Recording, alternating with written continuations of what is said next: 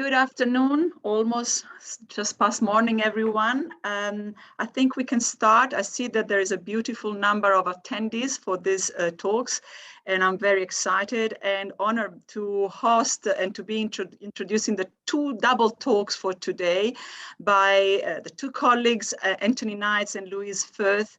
Finally, after a few years of COVID, we managed to get them down here to run course altogether on eco-engineering of the marine built environment. But today they're sharing these talks, and the way it's going to work, Tony is going to give the talk, then I'll briefly introduce Louise, and then at the end of both talks we're just going to get the questions that will be related to both talks. So without any further ado, I'd like to just give a brief introduction for Tony. Tony is an associate professor in marine ecology at the University of Plymouth in the School of Biological and Marine Science. And for his main expertise or range of expertises are supply side ecology, larval dispersal and connectivity, and recruitment dynamics to understand the structure and the functioning of marine ecosystems under current and future environmental scenarios, including climate. But his research also talks to informing sustainable resource management and the interfacing with international environmental policy implementation and ecosystem management at the national and the international level. So I think I'm going to leave it off to you. I'm going to mute for the duration of this talk. I would like to ask the people to rather use the Q&A questions box instead of the chat to put ask your question for later on that are going to be collected and answered. Thanks, Tony. Off to you. All right, good afternoon, everybody, and thank you very much for joining us today. It's a real pleasure to be here in South Africa, and particularly to be hosted by both Francesca and SAIAB. So thank you very much, and it's a real pleasure.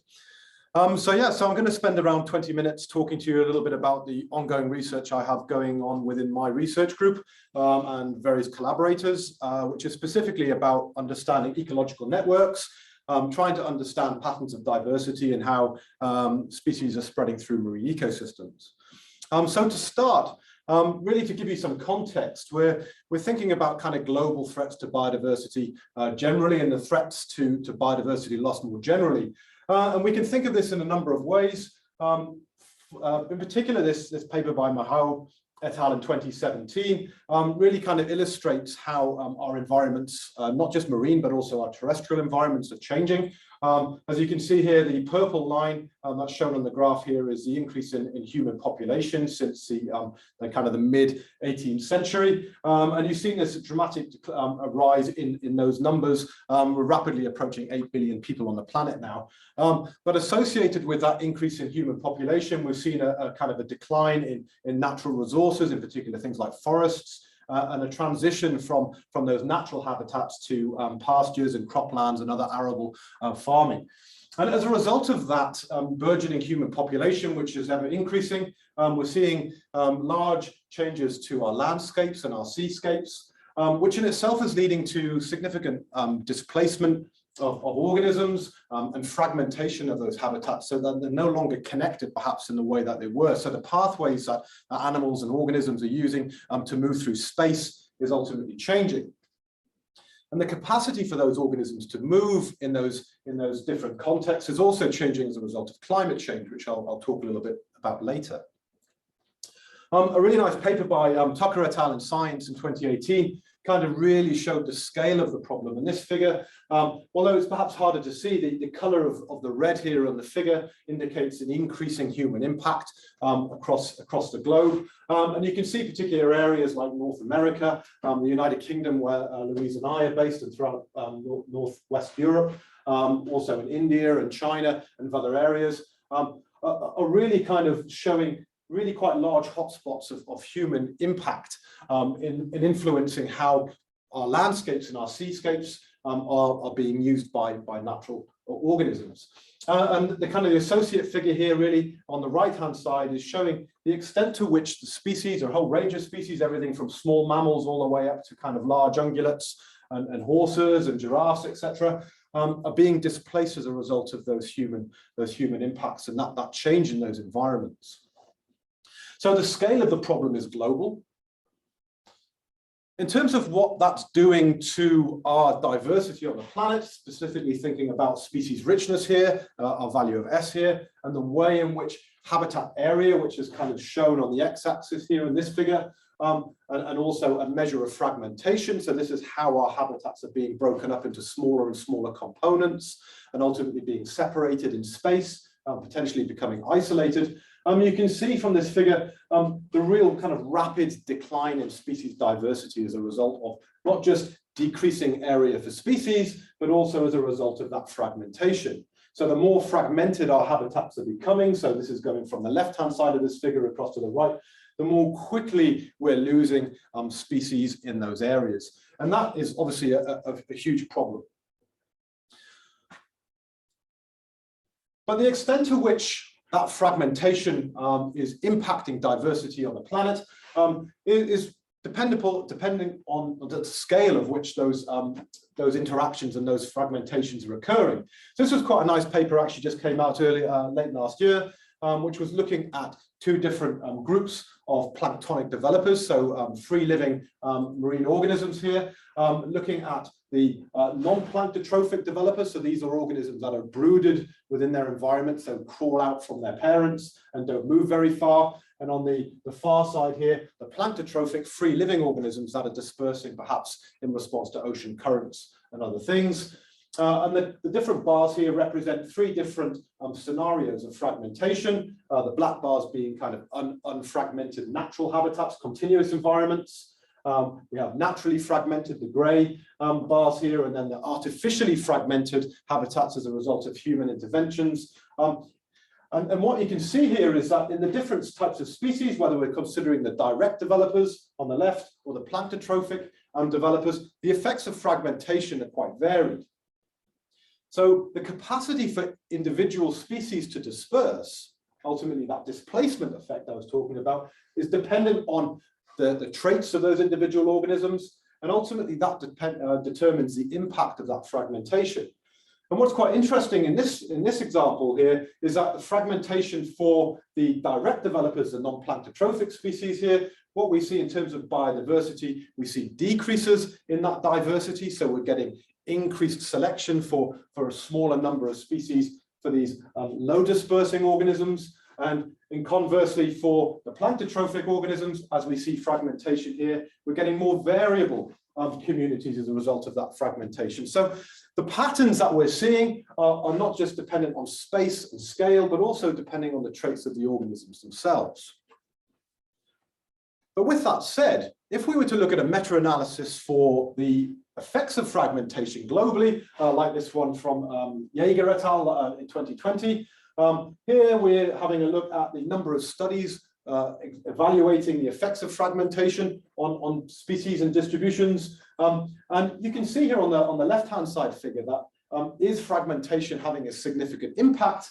Well, quite clearly, actually, it's not that far away from being no difference. I have a few more where actually fragmentation isn't having a significant effect on species distributions.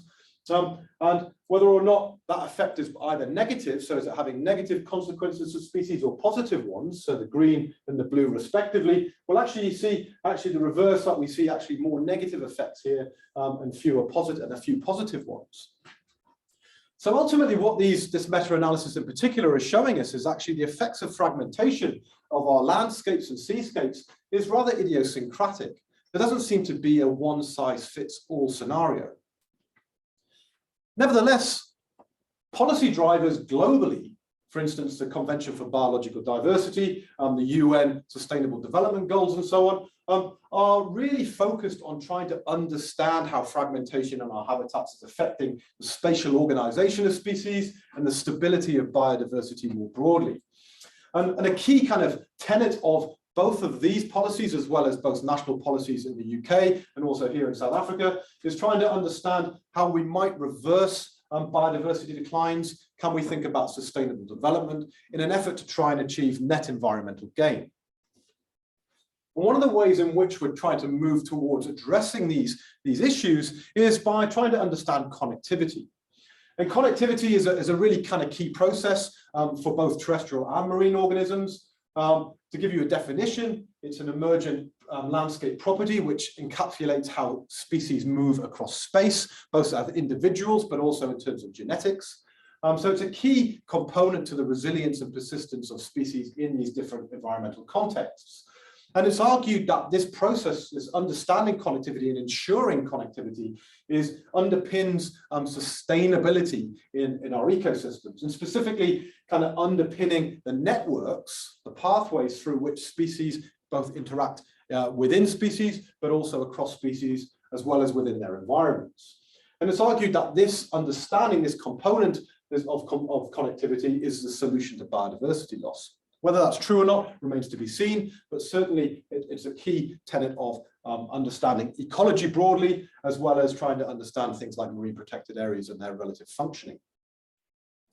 So what I'm going to do now is kind of give you an introduction of some of the work that we're doing currently in Plymouth with colleagues and some of my students, as well as collaborators internationally, trying to understand the process of connectivity and how we might quantify it. So I'm going to give you a number of examples of how we're doing this. But first of all, to give you some insight on how we're actually quantifying these things, ultimately this is using a combination of biophysical models to try and understand how organisms or early life histories of species are spreading through our different environments. And in my case, as a marine biologist, I'm interested in how early life histories of invertebrates in particular are spreading through our oceans, both today and under future climate scenarios. We do that by incorporating physical environmental data, so oceanographic data, as well as biological traits of the organisms we're trying to model. And there's a number of ways in which we can do this. We can use a number of different pieces of software. I know certainly here at SAIAB, people use Ichthyop, one of these pieces of software, but there's also things like connectivity modeling system developed by Claire Paris out of Miami, and also Ocean Parcels here on the right-hand side, which is the software that we're currently using. And we're using those oceanographic models in conjunction with something that we refer to as graph network within R. If anybody uses R, that's using a program called, or a package called iGraph. And what that's trying to do is to identify connections between patches based on the outputs of these models. And this is an example of a riverine model here of what that space might look like that's used in the model. So if anybody wants any more details of that, I've gone over that really quite quickly, but I'm very happy to answer any questions on how we're implementing those processes in the questions. So I'm going to start off with an example using Sabalaria alveolata. This is the honeycomb worm here. It's a little polychaete worm that lives on the coast around Western Europe. It's very similar to Gunnera that you have here in South Africa. So it's this individual worm that generates these sand mounds here, which can generate or create huge reefs, certainly as tall as me, nearly 2 meters, actually even taller, 2 meters in height across Western Europe. So this is the first example, and we're trying to understand actually the distribution of this species, particularly around the Northeast Atlantic. And here's an example of how we might simulate in a rather simplistic fashion the dispersal of those early life histories, the larvae of that species around the coastlines of the UK and Ireland. And you can see here, we're seeing dispersal of those points across relatively large spatial areas. So how can this inform our understanding of the distribution of this species and potentially think about management of it? Well, we can use this information to generate something that looks like this. So this is a graph network in this case, which takes a number of habitat patches and shows the linkages between all of these patches in space. And what it's useful for is be able to tell us about connections. So in theory, kind of modeled, in this case, modeled connections between these different patches. It shows the strength of contribution of those different patches, both to outgoing progeny, but also incoming connections as well. So we can identify whether they're important sources or sinks of early life histories of larvae in these cases. But we can also identify, like in the example here, 318 areas that are isolated. So if we were thinking of trying to conserve these populations, or thinking about the coherence of this network from a marine protected areas perspective, then very easily we can visualize patches that are potentially important, and similarly those that are less important to the functioning of the Sabalaria ecological network across this regional sea.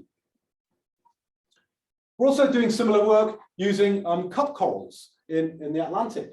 This is Madras's decactus. It's a small coral that appears throughout much of the mid-Atlantic, from all the way from Bermuda down into Brazilian waters and across to Africa, to Western Africa. And we're using a combination of genetic analysis. In this case, this is the output of a SNPs analysis, so single nuclear polymorphism analysis, looking at how we can indirectly measure gene flow between patches, and then use that in combination with the biophysical models here to identify patches in space that are either coherent in terms of the network. So this is actually propagules moving between patches and belonging to a community. So that's what the colors represent on this figure.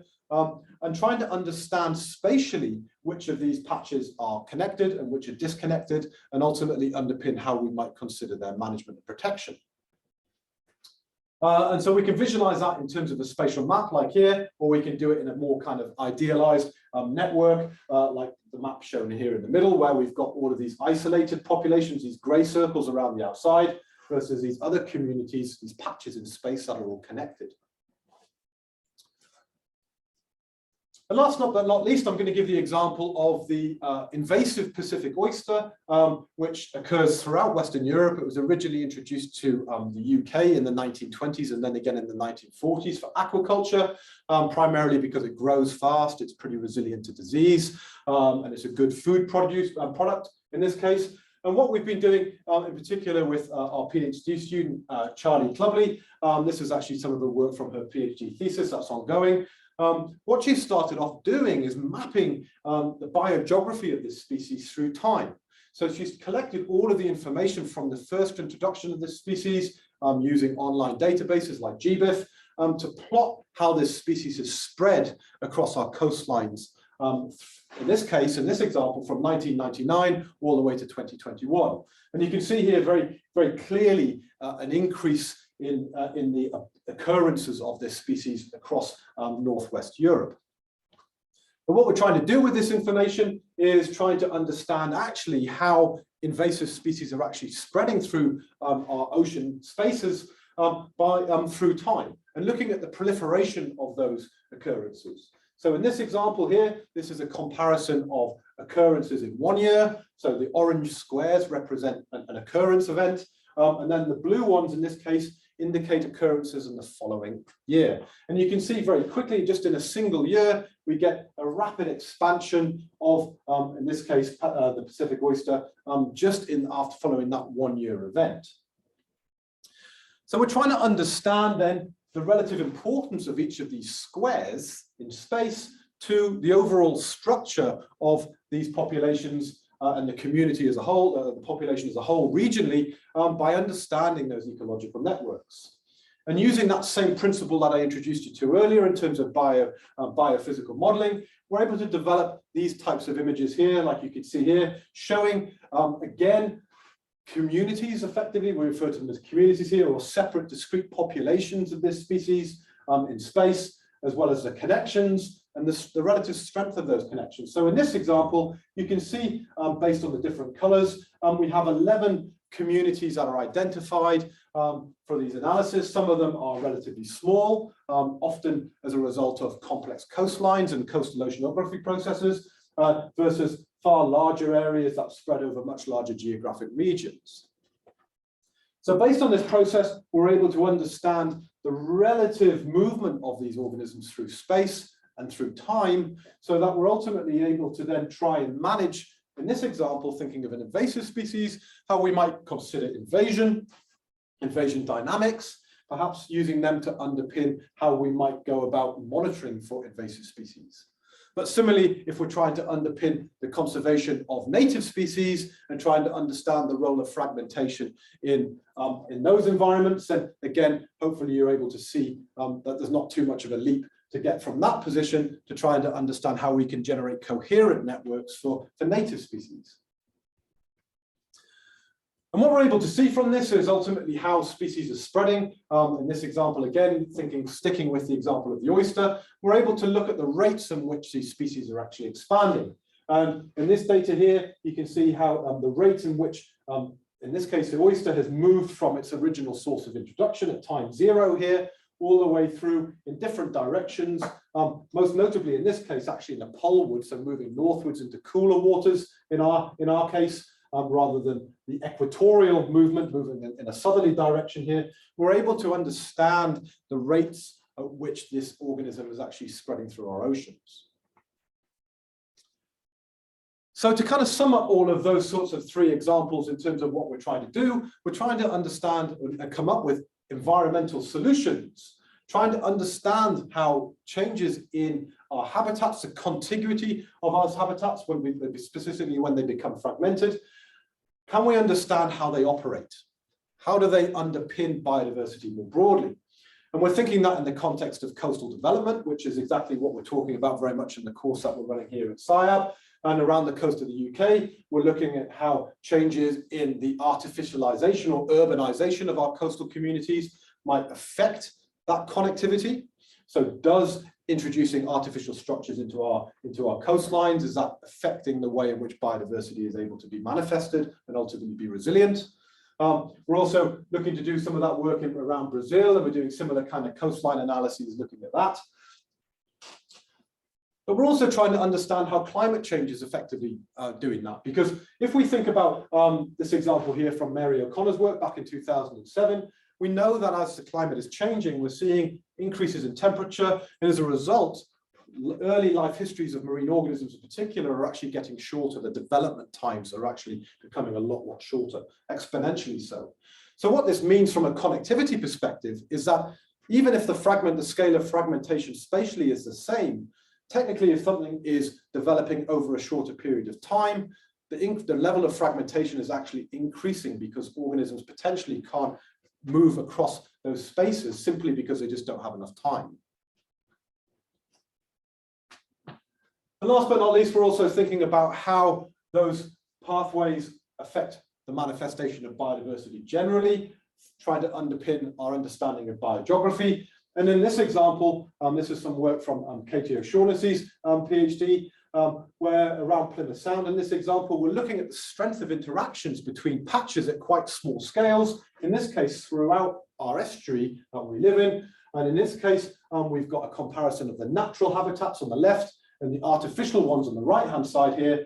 And you can see in the top row here, the strength of positive interaction. So the level of connections that are good for biodiversity. And the bottom ones here are negative correlations, so kind of weak or effectively different communities here. And you can see very clearly that the natural habitats afford very strong relationships between patches, far more so than the artificial ones on the right-hand side here. And there are no negative correlations. So it's effectively saying everything's connected in this case, whereas actually in the artificial habitats, we're seeing pretty strong evidence of negative consequences of that fragmentation for biodiversity. So with that, that's been a very broad overview in terms of 3 case study examples of how we're trying to apply ecological networks theory to the UK and further afield. So I'm going to leave it there in terms of time, but I'd like to just thank, in particular, colleagues at the University of Plymouth, and particularly the School of Marine Biological and Marine Sciences, some funding from the UK RI and Natural Environmental Research Council, as well as some doctoral training programs that we have that we're involved in, as well as colleagues from internationally, from France at IFRMA and CNRS. And in particular, these people on the screen, all of whom have contributed to all of this work. So this is by no means me in isolation. This is an amalgamation of all of those people's work. So a huge thank you to them. And I'm very happy to take any questions at the end of this session. Thank you.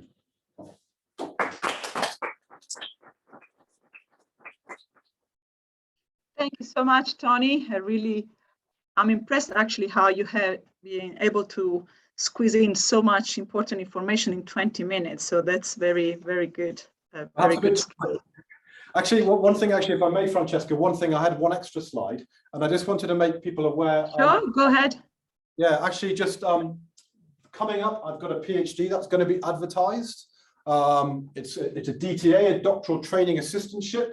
So it's a 50% research position, 50% teaching for 5 years, which is going to be looking at very much these concepts that I'm introducing here. So trying to understand how seascapes and connectivity in the Anthropocene is changing, with a view to try and understand connectivity and how that leads to manifestation of biodiversity across regions. So if any of you on the meeting have anybody who's interested in doing a PhD, then this may very well be something that you're interested in. So it's about to be advertised soon. So if you've got any questions, do please drop me an email. So students out there, please watch out and get in touch with Tony if you're interested in this type of research.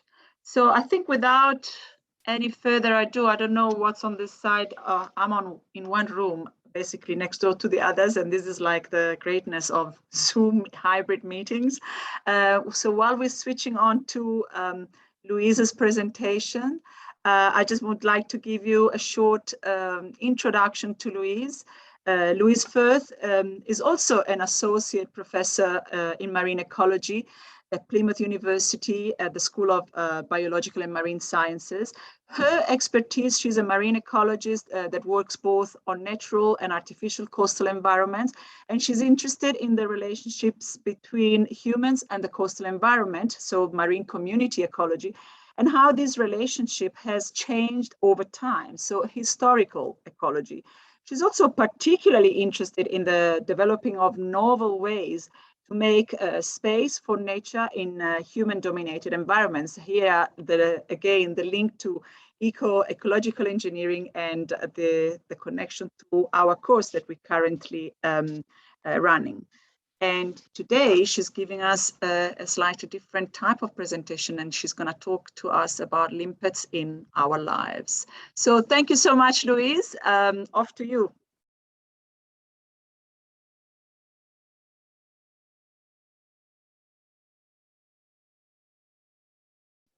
Thanks. Can you hear me now? Yeah, okay.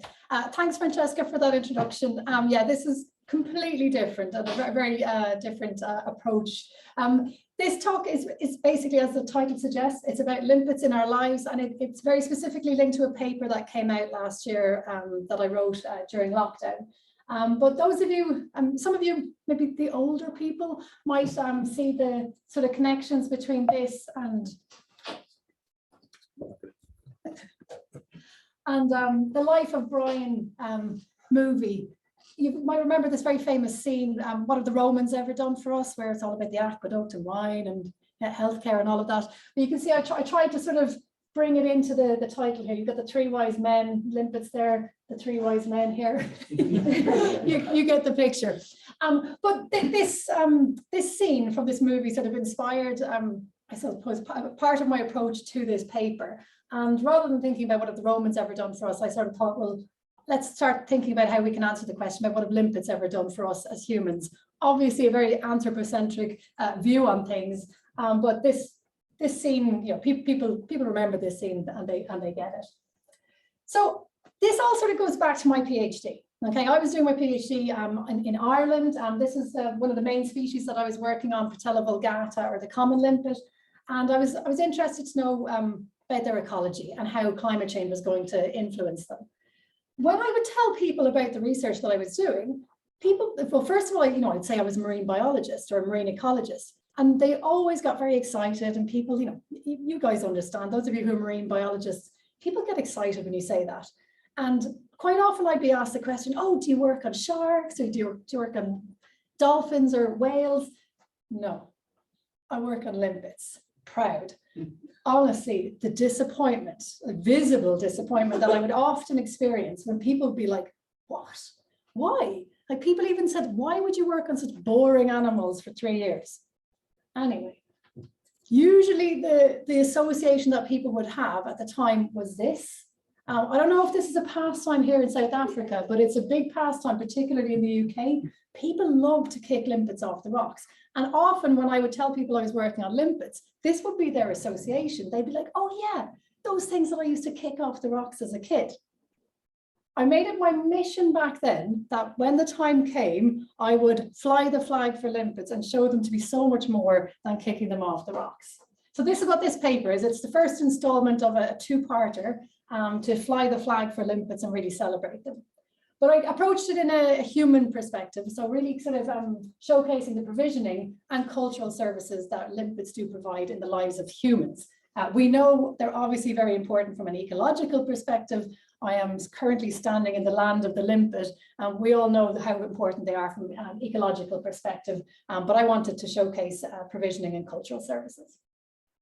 So back to the question, what have limpets ever done for us? Well, obviously one of the first answers is food from a provisioning perspective. And I'm very happy to be standing in South Africa because this is where it all began in terms of limpets as food from a human perspective. We can go back a really long time. I'm sure many of you are well aware of this. I'm standing in South Africa as I say this.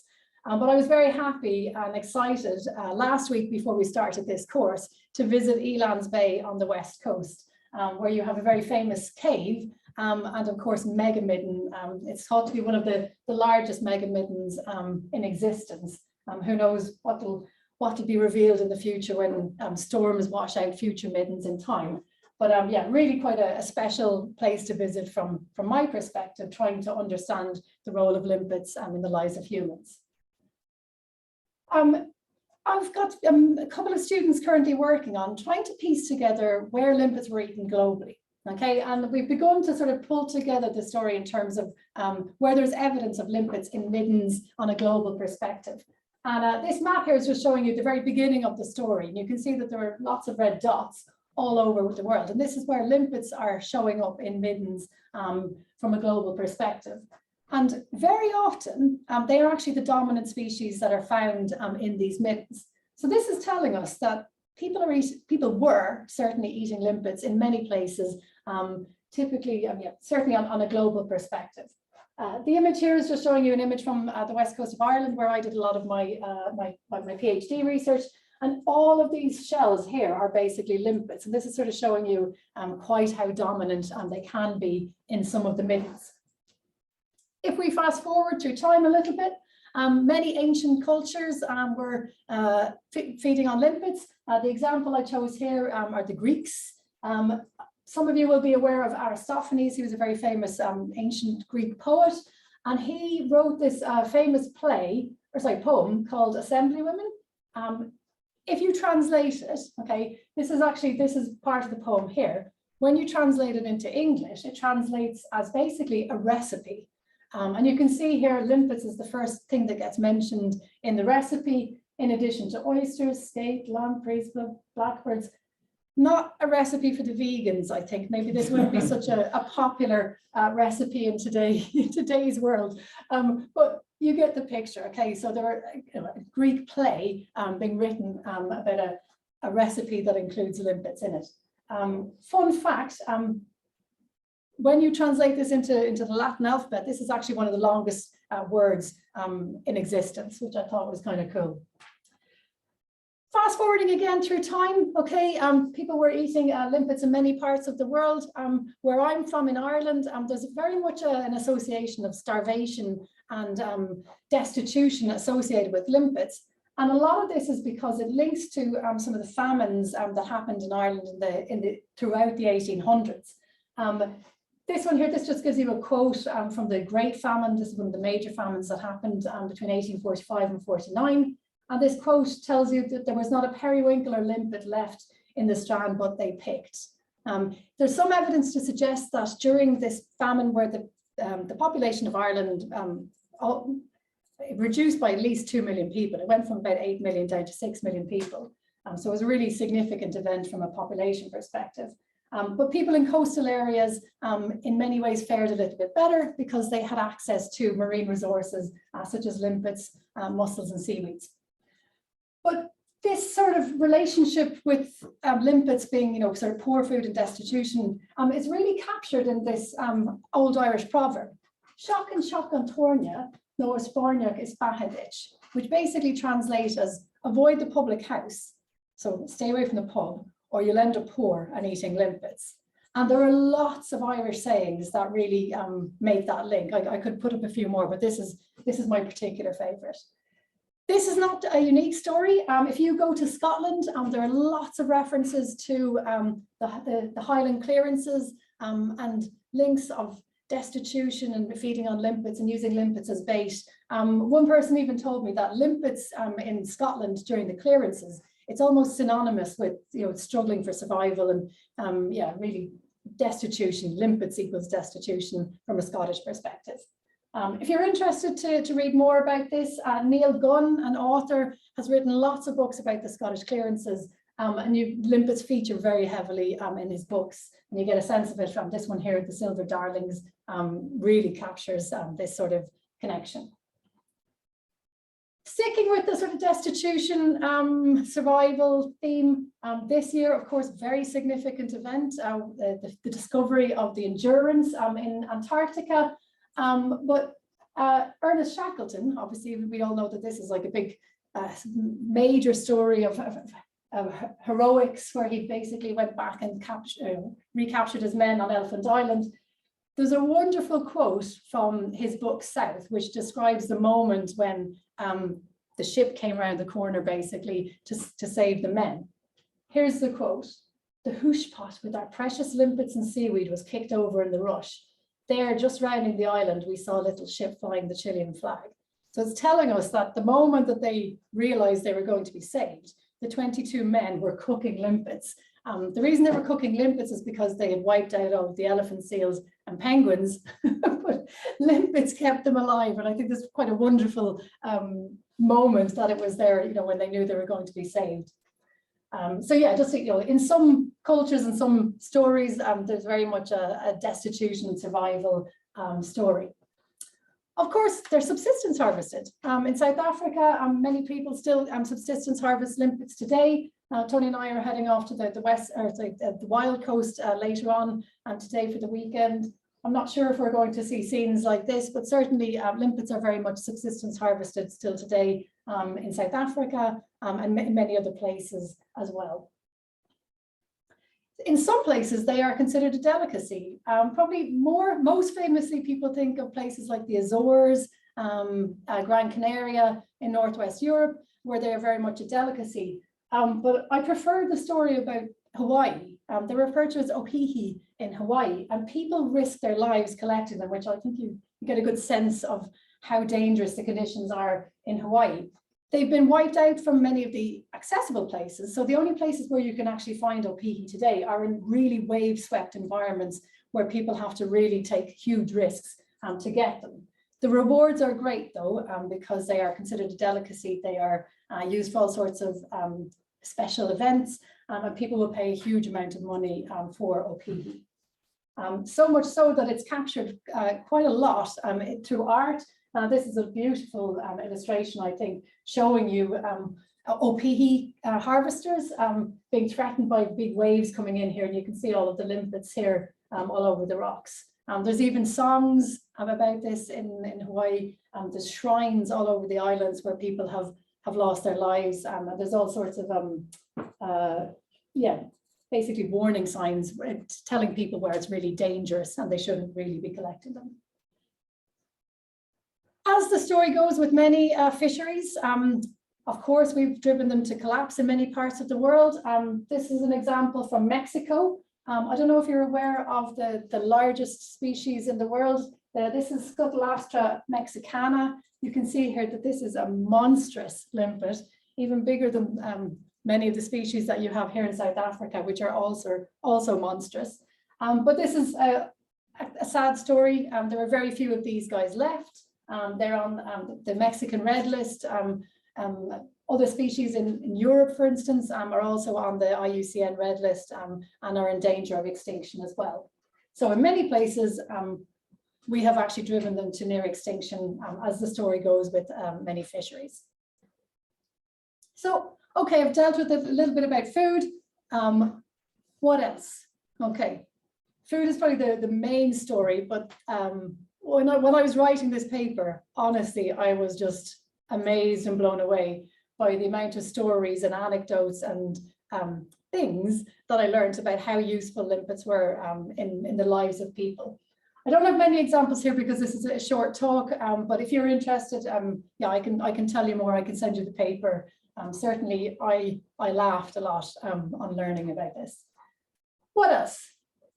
Well, limpets are not really known for their medicinal properties. There is a species in America, a keyhole limpet, where we do extract hemocyanin, and that is used for many human diseases and illnesses. But I pulled this one out because I think it's a bit more fun.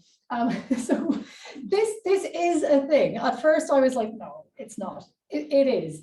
Okay, it apparently originated with the Vikings, where limpets are actually used for breastfeeding mothers. Okay, so mother has a baby, and the shells are basically used to help in breastfeeding. Supposedly the makeup of the shell actually creates a bit of a microenvironment and has properties associated with that, soothe the breast and prevent all sorts of issues. It's still in existence today. If you go into a Norwegian hospital, if you go into a Norwegian chemist, you will actually see these shells on sale, and midwives do actually recommend that you use them in Norway. Certainly in Ireland, it was a tradition, in Wales, and in Scotland as well, this was a bit of a tradition. In some languages, and the example I show here is Welsh, limpets are actually referred to as breast shells. This may not be related to this particular function, it could just be about their shape, but certainly I think from a Welsh perspective where they were used for this purpose, that could actually be the case. If you're curious, you can buy them online. I might have bought a few of these myself for friends, but €32 gets you 2. I have thousands of limpet shells in my collection. If all else fails with the teaching business, I might actually go into this. But yeah, just one sort of healthcare link. They're very important for bait. Okay, I've already mentioned this for the Scottish Highland clearances. This is an example showing you the kind of numbers that have been collected. This is here from a location just south of Scotland. In a year, they were estimating that over 11 million were being collected. Okay, they didn't give an idea of the area, but it gives you some sense of the huge scale of this operation. Okay, so some obviously linking to fisheries and food. Bait collecting is obviously a very important cultural service that many people find very important. Other things that limpets are famous for that certainly can be linked to cultural inspiration. One of the famous things about limpets that most people really do appreciate is their tenacity. Okay, they suck onto the rocks and they really do cling on. And this has inspired all sorts of products, limpet mines, limpet labels, limpet clamps, and these are all about things that sucking onto things. The images that I'm showing here are of limpet mines. Okay, these were devices that were used in World War II that were very important for actually sinking ships and submarines as well. So it basically involved materials that you could buy in a department store just on the high street, and these could be produced by anybody, and then they were actually deployed by these frogmen that would just swim down and attach them to a submarine or a boat. And this their tenacity is very much celebrated in literature as well. There are oodles and oodles of references. I couldn't name, there's too many of them to actually name here, but you get some of the big names that have appreciated limpet tenacity and have reflected it in their literature. And just a last little point that I particularly enjoyed when I was thinking about the tenacity. This is a wonderful quote from a paper from the west coast of Ireland. It's talking about how this particular species of limpet, referred to as a wild borniac, actually can use their tenacity to prevent them from being preyed upon by rats. If you'll just allow me, of a soft evening, them borniacs do rise up and go traveling a bit over the rocks, and the rat will come up and slip her tongue to lick the meat, and the borniac will clap down its shell and catch her by the tongue. And I tell you, the power of man couldn't loose the hold of the borniac, and the rat is caught there till the tide comes up and drowns her. I seen them hanging there myself, and they dead. Isn't that just the most wonderful quote? Those of you who understand Ireland and Irish people, it's particularly special. But they're not just sitting ducks. They can protect themselves, and they can even kill off their predators as they attack. So if you are curious, I have the paper is out. Okay, this is the paper here. There's a little sort of linked publication in the conversation about limpets and food. But I have also put together a PDF poster in comic style, in the style of what have limpets ever done for us. I'm more than happy to share that with you if anyone's curious. I can send it to Francesca. But just as Tony was doing, we do actually have a PhD coming up. It's also a very similar one to the one that Tony was describing. It's one of these 5-year, half teaching, half research ones. Miriam Reverter, who is a chemical ecologist, is the main supervisor, but I'm involved, and Kieran Fraser. But it's about chemical ecology of limpets, and it's about how mucus is important in their biotic interactions with each other and their environment. So that should be coming online fairly soon, the advert. If you know people who are curious, please do share it. Cool. I think, am I okay for time? Okay, good. Cool, I will leave it there. Thank you.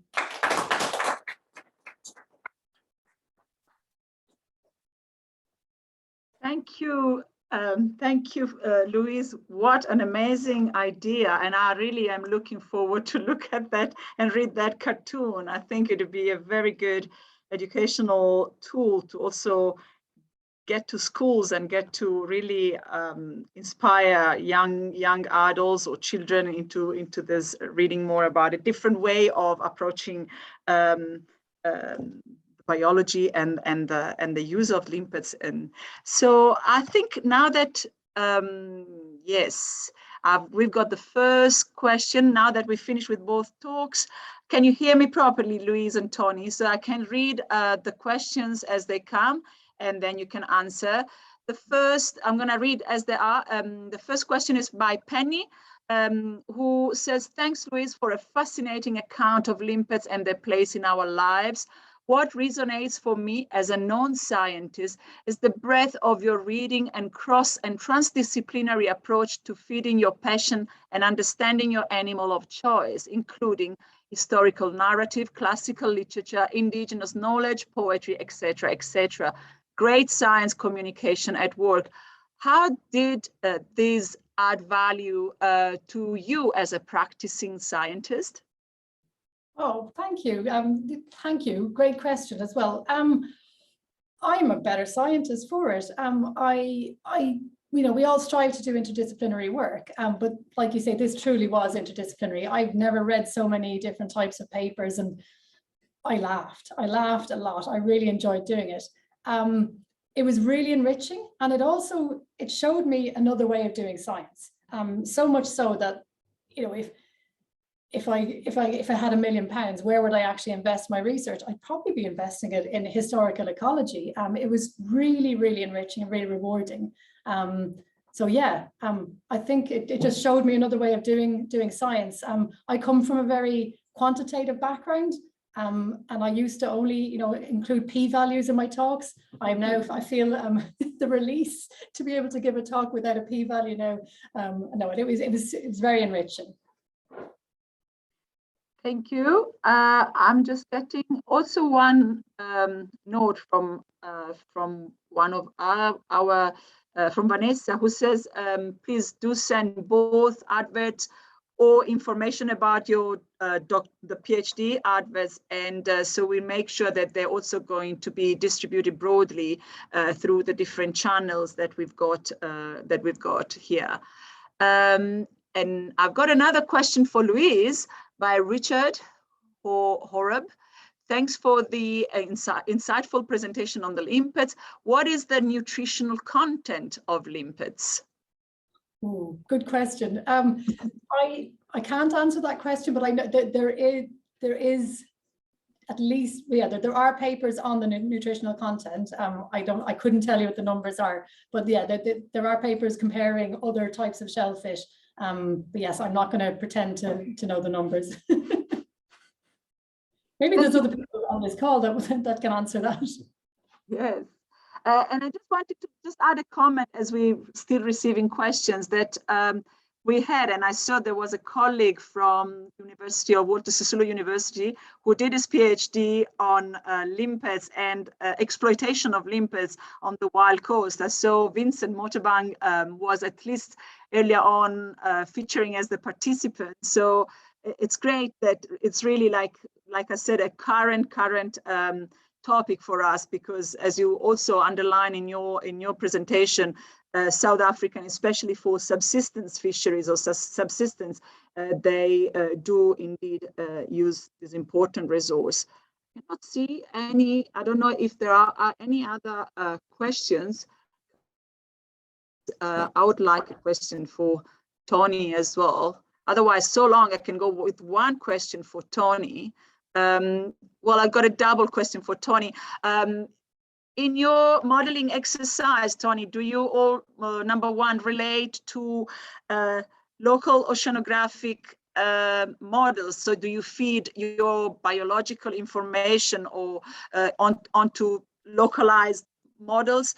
And number two, what sort of information do you put for your particles? Are they simply most likely passive particles that you let to disperse with the water hydrodynamics and the currents, or do you add some characteristics, some traits to that? Sure, yeah, thank you.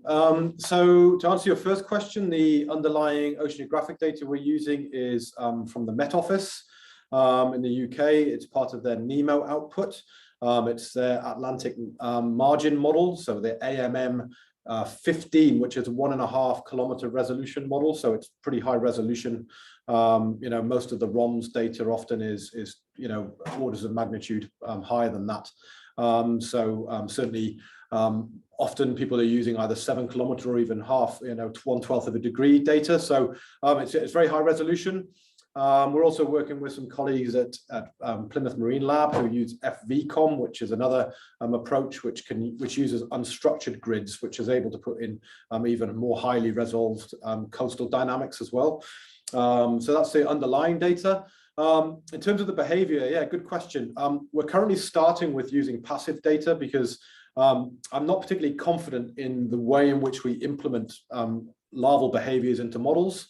We wrote a paper in 2019 that was published in PNAS, which was very much looking at that and how to reverse engineer what organisms do in their environments without trying to understand all of the individual mechanisms. The basis for that being that the complexity of behavioral decision making, I don't think, in my opinion, I don't think we've fully resolved.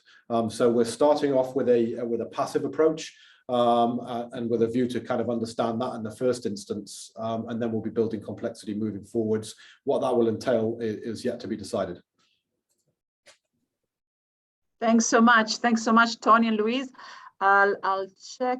I don't think there's any other questions, but I think most of, there are two more questions. Yeah, sorry, they've just come. The one is from Nokubonga, based at Walter Sisulu University. Hi, Nokubonga. We met at SAMS, so I'm just taking the occasion to just say hi again. Thank you for your lovely talk. I love the topic and the use of limpet in healthcare. So this is really linked to Louise's talk. Do you know perhaps if there are many studies conducted on the use of limpets as natural products here in South Africa? I don't recall coming across any specifically, but I'd like to turn that question back. Sounds like a niche market. Perhaps you guys can tell me. I mean, I'm actually really curious to glean more information. This paper was published last year, but we are currently actually working on a book about limpets, and there will be a whole chapter on the historical ecology and human uses. So if anyone has any additional information that I might have missed, I would be really keen to hear it, because it can be encompassed in that. One of the problems that I had with doing this research that was it's a major take-home message for me and anyone who does this kind of work. Most of the information that I got was from English, for papers that were written in English. Of course, some of the most valuable information is going to be in other languages that I obviously wasn't able to capture. So yeah, if anyone knows anything else, I'm very keen to hear it. And I've got a question from Sibiwe. I don't know if you are very much aware of the expansion, or the current expansion of marine protected areas in South Africa, but she's sending a query to both of you. What is your take to extending the number of marine protected areas in South Africa? And then there's something that I'm not quite sure, so I wouldn't mind if Sibiwe also wants to come live, because there is a comment on the 30 by 30 movement. So I'm not sure to what this is referred. Okay, we've got Sibiwe maybe. Do you perhaps want to unmute yourself, Sibiwe?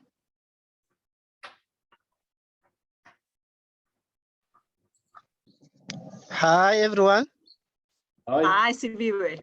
Yes, guys. We are all in the move to looking forward, in fact, to 30 by 30, which means that if we can achieve 30% by 2030, in trying to protect both your terrestrial and the marine environment, we're trying to protect the natural resources we have. As we can see that we're seeing a lot of them getting lost, or we're depleting a lot of them.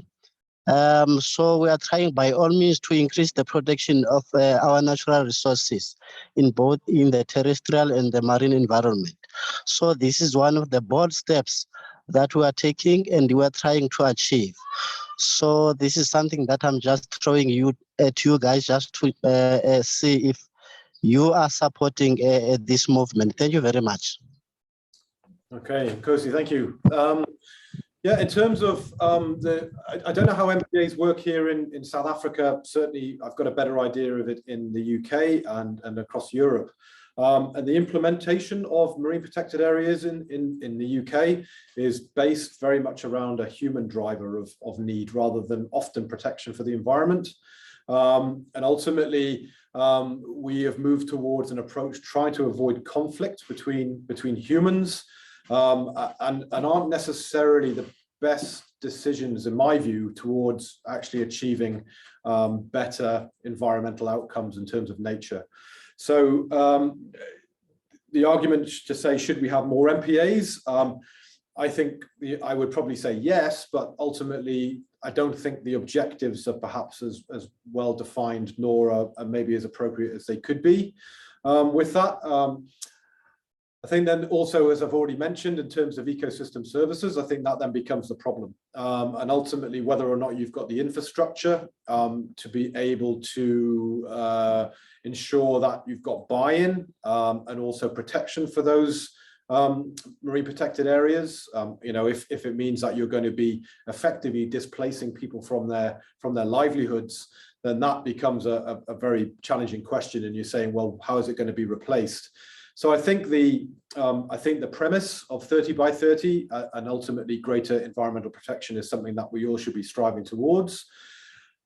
How that is implemented remains a very difficult question. And so I'm not sure I have the answer, other than I support the idea. How it's implemented is another question. Thank you so much, Tony.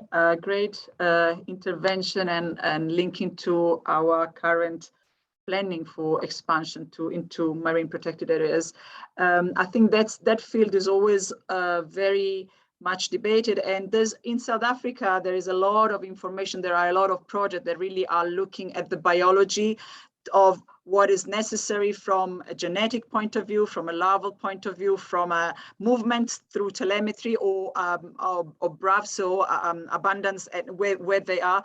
But again, linking and potentially connecting to the needs for humans, especially in a country where there's a lot of need for resources and food security is always quite difficult to address.